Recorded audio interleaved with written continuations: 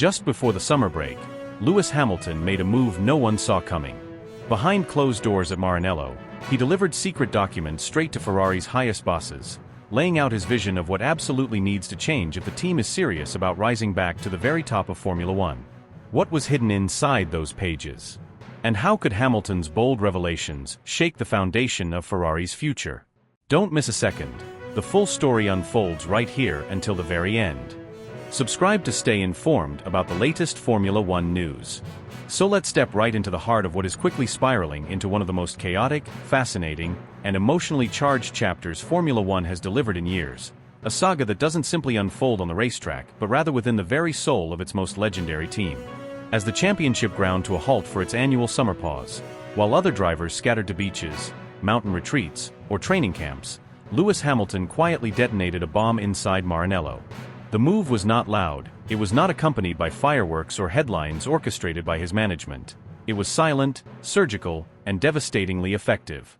Instead of switching off, Hamilton prepared and handed over a set of classified files so precise, so blunt, and so cutting that the reverberations are still shaking the Ferrari empire from top to bottom. These weren't harmless reflections or casual observations scribbled during downtime.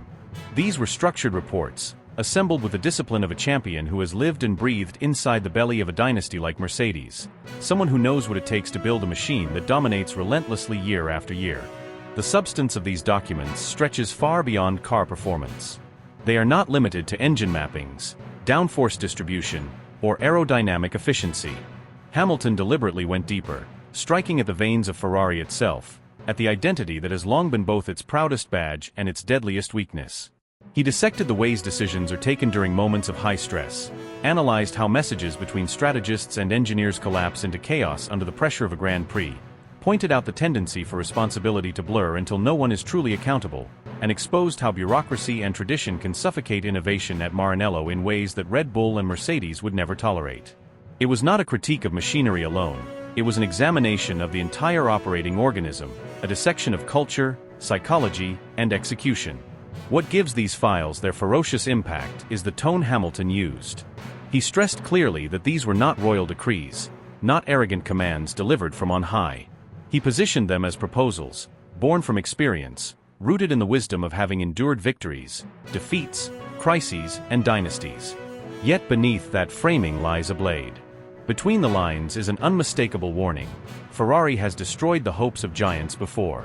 Fernando Alonso, a driver of staggering skill, poured 5 years of his career into the red machine and left with heartbreak, his brilliance wasted. Sebastian Vettel, a 4-time world champion, walked through the gates of Maranello believing he would revive Schumacher's legacy, only to depart embittered, his reputation scarred by endless failures not fully his own. Hamilton reminded Ferrari of these ghosts and made it brutally clear that he will not, under any circumstances, allow himself to be added to that tragic list. His time in red, he vowed, will not be remembered as another era of wasted potential. That single declaration has electrified the entire paddock. It has shown a glimpse into Hamilton's mindset, a man who refuses to let history repeat itself, who refuses to be passive, who refuses to simply drive and hope. He has come to impose, to shape, to demand, and to bend Ferrari in ways no outsider has ever attempted. He is determined to remake them into an entity that no longer clings to nostalgia, but instead adapts with the cold, ruthless efficiency that breeds champions. His words are not suggestions politely offered. They are the battle cry of someone who has nothing left to prove personally, yet everything still to fight for. Inside Maranello, the mood is heavy, restless, even volatile. Veterans who have lived through countless failed campaigns feel attacked, as though Hamilton's criticisms are an assault on their life's work, their traditions, the very soul of Ferrari. Pride makes them bristle, and whispers suggest that some have already begun to resist his influence, muttering about arrogance and intrusion.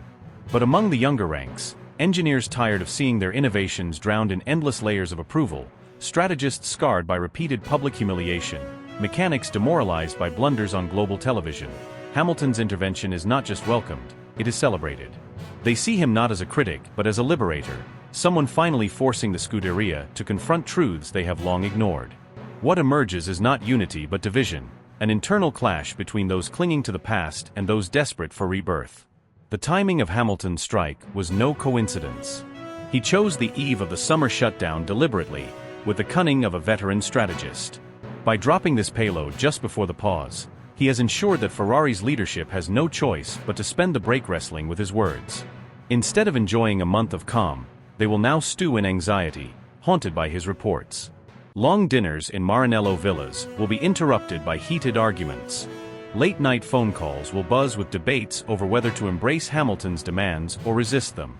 The stillness of summer will not bring peace, it will bring insomnia, second-guessing, and simmering conflict to the highest levels of Ferrari management. And while Ferrari wrestles with its identity, the world outside is captivated. Fans are hooked, dissecting every rumor of what those documents contain. Journalists scramble for leaks, publishing speculative analyses about whether Hamilton demanded sweeping staff changes, criticized strategy chiefs, or pushed for new leadership structures. Rival teams, too, are watching, some smirking at Ferrari's turmoil, others fearful that Hamilton may indeed succeed in dragging the Scuderia into a new era of competitiveness. Every move Hamilton makes from here on, every glance at his engineers, every clipped radio message, every subtle gesture, will be magnified, studied, interpreted as a clue to the ongoing civil war he has triggered. In truth, what Hamilton has done is redefine the terms of his partnership with Ferrari. He is not content to be a passenger, not willing to be just another famous driver adding glamour to their brand. He has forced the team to acknowledge that his presence demands transformation. He has dared them to abandon ritual and embrace reinvention. He has drawn a line in the sand, and on one side stands the Ferrari of inertia, tradition, and stubborn pride, while on the other lies the Ferrari of speed, adaptability, and future glory. The question now, the question that will hang over every lap of the season's second half, is whether Ferrari will follow him into that unknown, or whether they will retreat into the comfort of the past and risk watching their greatest modern signing walk away disillusioned. This is no longer just about lap times or podiums. It is about power, about legacy, about the clash of tradition with reinvention.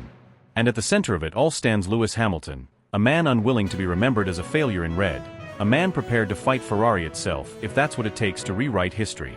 According to what has emerged from the Italian press, the confidential internal memoranda attributed to Lewis Hamilton were not written in the conventional tone of a Formula One driver sending feedback to his engineers. They were not simple notes pointing out minor balance concerns or surface-level adjustments. Instead, they have been described as highly elaborate reports in which Hamilton dissected Ferrari's weaknesses with the precision of a surgeon and the frustration of a champion who sees greatness slipping through cracks in the system. In these papers, he did not merely list problems with the car's performance but went further, breaking down the entire ecosystem of Ferrari as a racing entity, comparing it to the flawless and merciless operation he experienced during Mercedes' Golden Run. What comes through, if the leaks are accurate, is a portrait of a driver who refuses to settle, who is determined to challenge not only the machinery at his disposal but also the entrenched structures that govern it. Hamilton allegedly began with the technical core, and his critique was unsparing. He expressed dissatisfaction with braking systems that fail to provide the consistency and predictability necessary to attack corners with complete confidence. He described the pedal response as unreliable, pointing out that in some situations it bites too aggressively while in others it goes soft, robbing him of the stable feedback loop he needs to operate at the limit. He noted that steering responses are misaligned with his instincts, sometimes resisting him with a stiffness that makes the car feel heavy, sometimes becoming vague to the point of feeling detached from the track surface.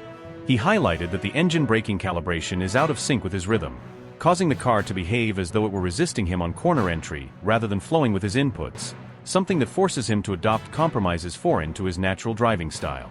He drilled down on weight distribution as well, emphasizing that the car's balance shifts too erratically when conditions evolve, creating a knife-edge scenario where confidence collapses at the very moment it should be building.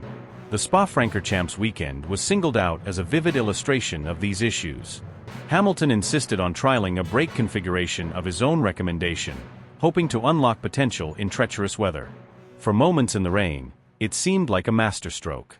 The car responded sharply, and Hamilton looked untouchable, channeling flashes of the artistry that defined his peak seasons. Yet when the track dried, the setup betrayed him. On a fast section of qualifying, the car snapped unexpectedly, and Hamilton spun in a way that sent shockwaves through the garage. Engineers examined the data, trying to rationalize what had happened, but Hamilton interpreted it differently. It was not an isolated mistake, but the symptom of a deeper fragility in Ferrari's design philosophy. To him, the episode proved that experiments inside Ferrari still resemble gambles without a strong methodological backbone, rather than the carefully calculated risks he had grown accustomed to at Mercedes. For Hamilton, such blind spots are unacceptable for a team that dreams of titles. But while the mechanical shortcomings troubled him, Hamilton's sharpest criticisms were reserved for the way Ferrari governs itself.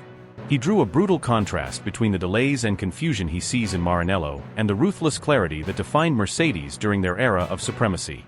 At Ferrari, he wrote, debates drag on too long, critical strategy decisions are slowed by multiple voices competing for control, and information must pass through far too many channels before landing where it matters.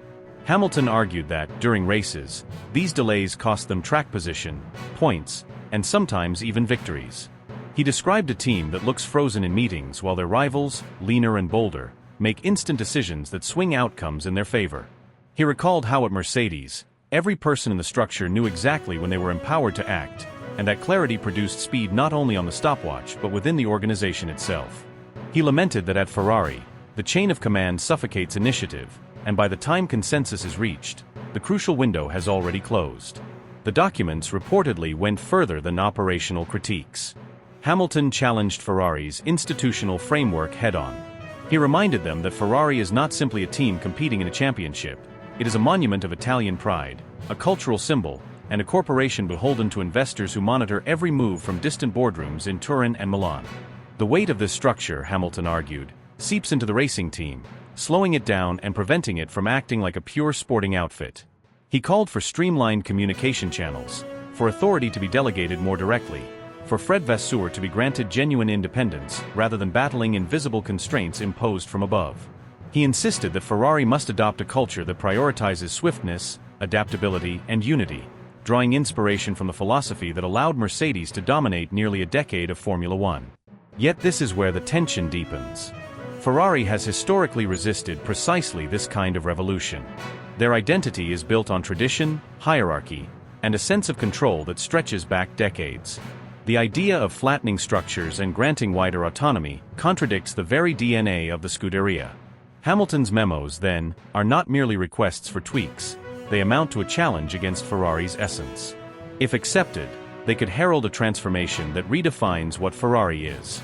If rejected, they may trap Hamilton in the same cycle of frustration that has consumed champions before him who arrived in Maranello with dreams of glory but left empty-handed. And while this battle unfolds behind closed doors, the outside world is watching closely. The whispers in the paddock suggest that rival teams are both amused and intrigued. Some view Hamilton's confrontation with Ferrari as another chapter in the saga of a giant that repeatedly sabotages itself. Others, however, sense the danger. Should Ferrari bend to Hamilton's demands and overhaul its methods, it could unleash a renaissance reminiscent of the Schumacher era, turning the team from perennial contenders into serial winners again. That possibility keeps everyone on edge. The situation has become more than a driver voicing frustration. It is now a philosophical standoff between a champion accustomed to operating in systems built for efficiency and a team bound by layers of culture, pride, and politics. If Ferrari chooses to change, it could alter not only Hamilton's legacy but the trajectory of Formula One itself. If it refuses, the fallout could be spectacular, as Hamilton's voice will not be silenced easily. The narrative of whether Ferrari clings to its past or dares to reshape itself for the future now hangs over every race, every board meeting, and every whispered conversation in the paddock, turning this story into one of the most captivating dramas the sport has seen in years. The world of racing continues to evolve in ways that leave no fan indifferent, and the stories emerging from the paddock carry with them layers of intrigue, strategy, and unrelenting ambition. One of the narratives that has captured attention recently revolves around Mick Schumacher, a driver whose very identity carries a legacy that remains both a blessing and a burden. After enduring years of ups and downs, whispers now link him to a potential opportunity that few had predicted. Cadillac, a marque eager to assert itself beyond traditional boundaries, has emerged as a surprising but serious player. Their involvement in endurance racing is already carving them a reputation for commitment and vision, but the hints of a Formula One project, combined with their growing investment in talent, have sparked speculation that Schumacher could be integrated into their plans in a way that reignites his career. The most immediate path for him appears to be through the Cadillac-supported HOTA endurance program, a move that could provide him with valuable mileage while simultaneously placing him within Cadillac's orbit should their F1 ambitions take concrete shape. The The momentum behind this possibility has only intensified since the announcement that Jenson Button, the 2009 world champion who has long embodied professionalism and versatility, will step away from professional competition at the close of this season. Button's retirement is not just the end of a personal chapter, it reshapes the balance of opportunity across multiple categories. For decades, Button has been a reassuring presence, blending experience with charisma and delivering performances that earned respect across disciplines. His decision to leave behind active racing immediately creates openings, and in motorsport, the removal of a veteran often acts like a vacuum, drawing younger drivers toward the positions left behind. Mick's name naturally surfaces, not simply because of his heritage, but because his career has hovered at the edge of resurgence, waiting for the right alignment of timing and opportunity. The departure of a figure like Button provides exactly that, and Cadillac's desire for a driver who offers recognition as well as potential aligns perfectly with what Schumacher represents. The debate surrounding Mick's future has become increasingly animated. Supporters argue that this is the lifeline he has been waiting for, a chance to rebuild his reputation by proving his adaptability in endurance racing while keeping himself tethered to a brand with Formula One aspirations. They insist that his previous struggles in F1 do not define his talent, but rather reflect the challenges of being placed in machinery incapable of matching his development needs. Critics, however, view the situation differently. They contend that Cadillac should focus on cultivating fresh, lesser-known drivers who can grow with the program, rather than risk attaching themselves to a name weighed down by expectation. Yet in modern motorsport, visibility and marketability are as critical as lap times. The Schumacher name still resonates globally, and for Cadillac, the commercial benefits of aligning with him could outweigh the risks. For Mick, the chance to be part of such a project could represent more than redemption. It could be his bridge back into the F1 narrative. While this discussion about drivers captivates fans, another battle unfolds in parallel, one that affects the very geography of the sport itself. The Formula One calendar, already bloated and testing the endurance of teams, mechanics, and fans, has become a political and financial battlefield. Nations around the globe are pushing aggressively to secure races, knowing that hosting a Grand Prix is no longer just about motorsport, it is a matter of prestige, global visibility, and economic leverage. Portugal has mounted a strong campaign to bring Portimao back by 2027, with the Prime Minister himself publicly advocating for its return.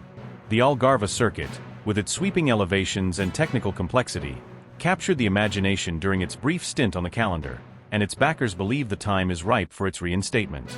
Meanwhile, Istanbul Park continues its effort to rejoin the rotation, citing its history of dramatic races and the enthusiasm of fans in Turkey as arguments in its favor. Beyond Europe, the battle intensifies. South Africa has long pursued the dream of returning Formula One to the continent, emphasizing both the historical resonance of a race in Africa and the untapped market that could bolster the sport's global reach. Rwanda has emerged as an unexpected contender, surprising observers with its determination to leverage Formula One as a tool for promoting international visibility and tourism. Their pitch is unconventional but ambitious, reflecting the sport's ability to transcend borders. Thailand, however, has rapidly become one of the most serious contenders, with Bangkok positioned as the centerpiece of a bid fueled by immense government backing. The sheer financial power behind Thailand's push makes it difficult to ignore, and many insiders now view it as a frontrunner in the race to join the calendar. Yet for every new candidate, the hard truth remains: the schedule is already stretched to breaking point. Adding one race almost inevitably means losing another, and this is where the struggle becomes heated. Teams are already fatigued by the relentless travel demands, mechanics are worn thin by the punishing logistics, and drivers have voiced concerns about sustainability. Fans, too, are split. While many relish the idea of new and exotic locations, others fear the dilution of heritage and the sacrifice of circuits that carry historical weight. The process of choosing who stays and who goes is shaped less by sporting merit and more by financial clout, political maneuvering, and global strategy. Madrid stands as a prime example of the tension underlying these decisions. Despite doubts about the quality of its proposed track and the skepticism voiced by purists who question whether it can deliver authentic racing, the city appears all but guaranteed a place on the calendar. The reasoning is clear: political backing and financial commitments have tipped the balance, securing Madrid's slot even as beloved venues elsewhere remain uncertain. This raises uncomfortable questions about the motivations behind Formula One's expansion. Is the sport truly seeking to grow its reach and bring racing to passionate audiences worldwide, or is it simply chasing the highest bidder regardless of history or authenticity? The convergence of these two sagas, Schumacher's uncertain future and the geopolitical scramble for calendar slots paints a picture of a sport in transition. Drivers like Mick navigate a landscape where careers are shaped as much by timing and branding as by raw pace, while nations engage in a tug-of-war where prestige and money often outweigh tradition. Button's departure magnifies the sense of change, acting as a catalyst that creates openings for new narratives to form, while the calendar battle reflects the broader question of Formula One's identity in the modern era. Every rumor, every negotiation, every quiet conversation behind closed doors feeds into a larger drama that keeps fans on edge, debating, speculating, and waiting for the next twist that could alter the trajectory of the sport they love. In the relentless theater of Formula One, where every decision carries the weight of millions of dollars and entire careers hang by the thinnest of margins, the unexpected can often redefine the trajectory of a season.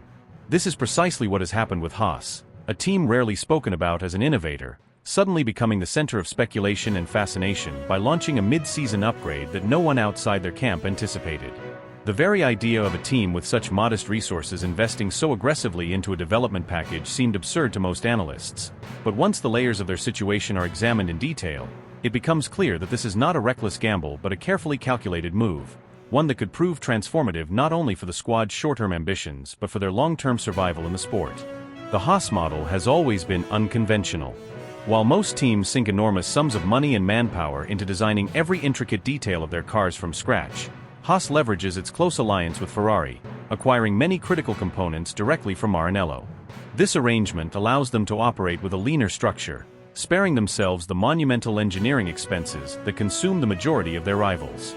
In doing so, Haas frees up crucial flexibility to redirect its limited resources into specific, high-value projects, and the decision to implement this new performance package is the most vivid example of that strategy in action. To the untrained eye, their sudden leap might look like madness, but to those who understand the unforgiving arithmetic of Formula One, it is nothing less than survival. Sitting on 35 points at this stage of the championship, Haas is perfectly positioned to seize an opportunity that could redefine their season. In the cutthroat battlefield of the midfield, the gap separating one team from another is often measured in tenths of a second and a handful of points, yet those minute differences translate into millions of dollars in prize money when the final standings are tallied. For the heavyweights at the top, this is little more than a bonus, but for a smaller independent team like Haas, the financial swing between 9th and 7th place is colossal. It represents not just prestige but stability, the ability to extend contracts, protect jobs, upgrade facilities, and attract sponsors who are forever scrutinizing results to decide where their logos belong. The stakes are not merely sporting, they are existential. The history of Formula One is filled with sudden surges from the shadows that have rewritten the narrative of entire teams. Just one season ago, Alpine appeared to be drowning in mediocrity, invisible to both fans and rivals, until an extraordinary race weekend in Brazil catapulted them to a double podium and injected fresh belief into their project. That single breakthrough reshaped perceptions overnight. Haas is chasing the same miracle moment, knowing that one spectacular result born of this daring upgrade could shift them from a footnote to a headline, from being perceived as Ferrari's dependent partner to being recognized as a squad that, even with limited means, dares to take bold swings when others play safe. For the men and women working tirelessly in the garage, the difference between stagnation and momentum, between doubt and belief, now rests in the hands of this technical gamble. At the opposite end of the competitive spectrum, a very different kind of drama is unfolding within the reigning champions, Red Bull Racing. With Christian Horner temporarily absent, a rare vacuum of authority has emerged, and into that void has stepped Laurent Mekies, a figure whose energy, inquisitiveness, and leadership style are already beginning to reshape the contours of the team's identity. In a sport where drivers often remain tight-lipped about management, Max Verstappen's public words of praise toward Mekies reveal a subtle but significant shift in the culture of a team that has long been defined by Horner's iron grip and unforgiving philosophy. Yet what makes this moment particularly fascinating is the uncertainty surrounding how deeply Mekies' influence will reach and whether the shift will prove temporary or permanent. Beneath the surface lies a question that strikes at the very heart of Red Bull's identity. What will happen to the driver lineup? For 2 decades, the Red Bull system has thrived on merciless efficiency.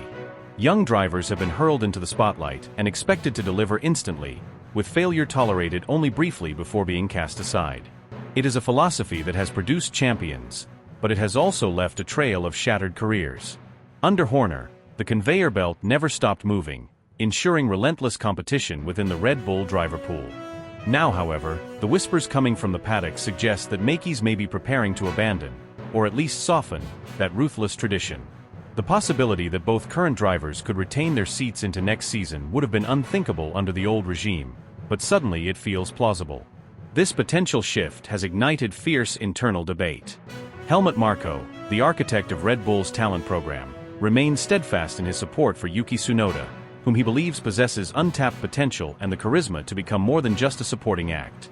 Meanwhile, Liam Lawson continues to build his case with every opportunity, a young man whose performances in testing and reserve roles hint at a readiness that Red Bull cannot ignore much longer. Lurking just behind them are the prodigies Arvid Lindblad and Isaac Hadjar, both considered future stars, both eager to seize their moment if the senior team dares to accelerate their progression. This crowded talent pipeline has created an atmosphere of quiet intensity, with every race, every qualifying session, and every error magnified under the microscope of Red Bull's decision-making process. The outcome of this battle will not be decided in a boardroom alone. Every lap over the final stretch of this season could tip the scales one way or another. Should Red Bull maintain its dominance and Verstappen remain content, Makis could solidify his vision of stability, arguing that continuity is the key to sustaining their supremacy. But if results falter, or if Verstappen signals even the faintest dissatisfaction, Red Bull may revert instantly to its old instincts, embracing the ruthless churn that has defined them for years. In such a case, no driver, no matter how promising, could feel safe, and the conveyor belt would roar back to life with devastating consequences. What makes this dual narrative so compelling is the contrast between the struggles of Haas and the dilemmas of Red Bull. One team is fighting tooth and nail for survival, risking everything on a technical upgrade that could either elevate them or bury them further. The other is wrestling with questions of philosophy and identity, balancing dominance against the need to evolve its culture in an environment of shifting leadership. Yet both stories are united by the same underlying truth. In Formula One, nothing stands still. Every decision, whether to invest scarce funds in a bold gamble or to reconsider decades of tradition in driver management, carries consequences that ripple far beyond a single race weekend. These parallel arcs capture the essence of the sport, not just the speed and spectacle on the track, but the politics, risks, ambitions, and insecurities that shape the destinies of teams and individuals alike. Haas embodies the desperate courage of the underdog, willing to wager its fragile future for a shot at relevance. Red Bull reflects the turbulence of champions, questioning whether to cling to the ruthless formula that built their empire or to embrace a new era of loyalty and stability. And as these dramas unfold in tandem, fans, rivals, and insiders are left captivated by the same realization. Formula One is not merely a competition of machines and athletes, but a living, breathing narrative where fortunes can be reversed, reputations can be remade, and history is rewritten before the engines have even cooled. Mercedes atravessa un instante Paris designato para poner a prueba su esencia, un periodo donde él presente se percibe como un obstáculo momentáneo y el futuro como una promesa que exige sacrificios inmediatos. En Brackley, los pasillos están impregnados de una convicción compartida. Los tropiezos recientes no representan una catástrofe, sino un efecto secundario de una estrategia cuidadosamente planificada, donde casi cada ingeniero, cada recurso financiero y cada mente creativa está enfocada en el horizonte de 2026. George Russell ha sido la voz más clara al respecto, señalando que las quedas en rendimiento son dolorosas. Sí, pero forman parte una apuesta deliberada que prioriza el mañana sobre el hoy. En las oficinas de diseño, los primeros besitos de lo que serán las nuevas máquinas y circulan, con proporciones más compactas, formas estilizadas, superficies más agresivas y la eliminación de elementos que en los últimos años resultaron polémicos, como las cubiertas de rutas. Para Russell, estas propuestas representan no solo un avance técnico, sino también un retorno a la esencia estética de la Fórmula 1, a esa pureza visual que emociona a los aficionados con solo contemplar la silueta del coche. Pero la Fórmula 1 nunca ha sido indulgent con las promesas a largo plazo cuando la realidad inmediata exige respuestas rápidas. Cada fin de semana de competición, Mercedes sigue sometida al juicio implacable de los cronometros, las cámaras, los patrocinadores y los aficionados. No basta con asegurar que el futuro traerá gloria.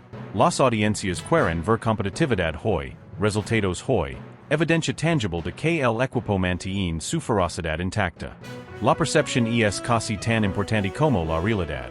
Un par de carreras mediocres generan dudas. las dudas se transforman en rumores, y los rumores terminan en cuestionamientos sobre si Mercedes on conserva el instinto depredador que la convirtió en una dinastía. La ecuación es extremadamente frágil. Apostar demasiado por el porvenir cor el riesgo de erosionar la confianza en el presente. Mientras que obsesionarse con solucionar cada de tal inmediato puede significar perder la ventaja cuando llegue la gran revolución técnica. Ese delicado equilibrio define el pulso actual de la Scuderia. Camina en una cuerda floja entre lo urgent y lo essential, entre lo que exige la temporada en caso y lo que dictará la historia dentro de 2 años. En Maranello, la trama es aún más densa, cargada de un peso histórico que condiciona cada decisión. Piero Ferrari, heredero del mito fundado por Enzo, ha reconocido con una franquicia poco habitual que el equipo ha quedado demasiadas veces en espirales autodestructivas, ciclos donde la ambición desbordada terminaba en colapsos internos y donde los destellos de grandeza eran seguidos por años de frustración. Bajo el techo del límite presupuestario, la complejidad para escapar de esas inercias se multiplica. Y no es posible abrir la billetera y superar a los rivals a golpe de millones. El reglamento financiero ha igualado la arena de combate y ahora la diferencia se marca en inteligencia, en agilidad, en la capacidad de ejecutar con perfección bajo presión. En ese escenario, la llegada de Lewis Hamilton no ha sido simplemente la de un piloto que busca sumar otro capítulo a su legado. Ha sido la irrupción de una fuerza que incomoda, que desafía, que exige. Sus memorandos internos, filtrados a ciertos directivos, no se leen como simples reports técnicos, sino como manifiestos cargados de urgencia. No pide solo cambios en el alerón delantero o ajustes en la suspensión.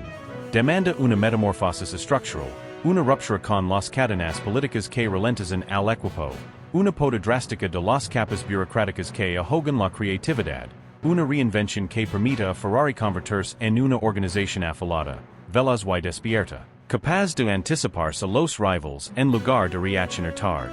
Hamilton habla de eficiencia, de valencia, de dinamitar inercias culturales que han convertido a Ferrari en prisionera de su propio prestigio. El destino, sin embargo, juega con ironía. Porque incluso si Ferrari decide escuchar y actuar, incluso si adopta esa revolución cultural y operativa, los frutos de tales transformations no brotaron de inmediato. Una estructura tan arraigada no se transforma en una sola temporada. Cuando los resultados florezcan, Hamilton puede que ya no esté al volante, puede que su ciclo como piloto haya terminado. Y entonces el beneficiario podría ser Charles Leclerc, el joven que aguarda su momento, el heredero designado para guiar a Ferrari durante la próxima década. Imaginar ese desenlace es fascinante. Hamilton como el arquitecto de un renacimiento que él mismo no legó a disfrutar plenamente, el hombre que plantó las semillas de una era de gloria que otro cosechará. Un legado distinto, intangible pero eterno, no la copa alzada en el podio de Monza, sino la huella indeleble de haber reconstruido la identidad de la Scuderia. Para Leclerc, la perspectiva es ambivalente. Podría convertirse en el heredero de un Ferrari reconstruido bajo las enseñanzas de uno de los pilotos más exitosos de la historia, pero también cargaría con la expectativa de demostrar que las reformas no fueron en vano. Para los tifosi, la montaña rusa emocional es inevitable. Ven a Hamilton sacudir las bases de Maranello, desafiar tradiciones, exigir un cambio que incomoda y, al mismo tiempo, mantener viva la esperanza de que esa sacudida finalmente vuelva al equipo a la cima. Cada palabra de Hamilton, cada gesto, cada rumor sobre sus choques internos con los directivos se vive con intensidad, porque simboliza la batalla entre lo viejo y lo nuevo, entre el respeto a la gerencia y la necesidad de evolucionar para sobrevivir. Y Hamilton mismo se encuentra atrapado en esa paradoja. Por un lado, la posible frustración de no lograr coronarse vestido de rojo. Por el otro, la posibilidad de una inmortalidad distinta, la de ser recordado como el reformador que reconstruyó Ferrari desde sus cimientos. El estratega invisible cuyo pensamiento siguió dando victorias mucho después de haberse retirado. No sería un legado medido en victorias inmediatas, sino en estructuras, precisos y una filosofía renovada que podría dominar durante generaciones. La narrativa se convierte en un espectáculo paralelo al campeonato. Porque mientras Mercedes juega su carta al futuro y Ferrari se enfrenta una guerra interna contra su propia tradición, el público observa con fascinación un drama que trasciende las vueltas en pista. Son batallas de identidad, de poder, de visión. Y hay, entre rumores, tensions y ambitions, se está escribiendo una de las páginas más intrigantes en la historia reciente de la Fórmula 1, donde los resultados no se miden solo en cronómetros, sino en legados que resonaron mucho más allá de la bandera a cuadros. Lewis Hamilton ha mostrado al mundo una imagen de calma, como si su vida hubiera entrado en una fase de contemplación y serenidad, disfrutando de su descanso con una naturalidad que muchos interpretan como un simple respiro en medio del vértigo de la Fórmula 1. Se lo ha visto recorrer Estados Unidos de costa a costa, adentrándose en ciudades vibrantes y también en paisajes solitarios, acompañado siempre por Roscoe, su fiel compañero de aventuras, que se ha convertido casi en un símbolo inseparable de su vida. Las fotografías que circulan en redes muestran a un hombre sonriente, disfrutando del air libre, acariciando a su perro, tocando su guitarra, dejando que la música sea un escape íntimo en medio de su viaje. Esa superficie tranquila de la impresión de alguien que ha encontrado la paz, que está absorbiendo el presente, que se toma un tiempo para recuperar energía después de años intensos de exigencia implacable, presión mediática y desgaste físico y mental. Pero lo que muchos no perciben es que debajo de esa fachada hay un torbellino de pensamientos, de planes, de estrategias que jamás se detienen. Hamilton nunca desconecta de su esencia competitiva. Aunque físicamente se encuentra lejos de un circuito, mentalmente sigue inmerso en la dinámica de la velocidad, en la obsesión por la perfección, en la necesidad de superarse una vez más. Su pausa no es un simple descanso, sino una etapa de evaluación profunda. Reflexiona sobre su trayectoria, sobre las batallas ganadas y las derrotas que le dejaron cicatrices, sobre las decisiones que marcaron su carrera, pero al mismo tiempo proyecta con claridad lo que todavía desea alcanzar. En su interior hay una convicción inquebrantable. Su etapa en Ferrari no puede ser una aventura más, no puede terminar como un experimento fallido. Para él es una misión trascendental, la apuesta definitiva para completar el círculo de una carrera que ya es legendaria. Consciente que Ferrari representa más que un equipo, sabe que cada movimiento en Maranello es mide con la vara de la historia, que cada victoria tiene el eco de décadas, que cada error se multiplica bajo la lupa de la presión y de la expectativa mundial. Cuando habla con los ingenieros y con la cúpula directiva, Hamilton no se guarda nada. Su mensaje es exigente, cargado de claridad, directo hasta la incomodidad. Ha plantado un camino que no admite dudas. Ferrari debe transformar sus métodos, deshacerse de inercias, abandonar viejas fórmulas que alguna vez funcionaron pero que hoy resultan obsoletas frente a la brutal competitividad de la categoría.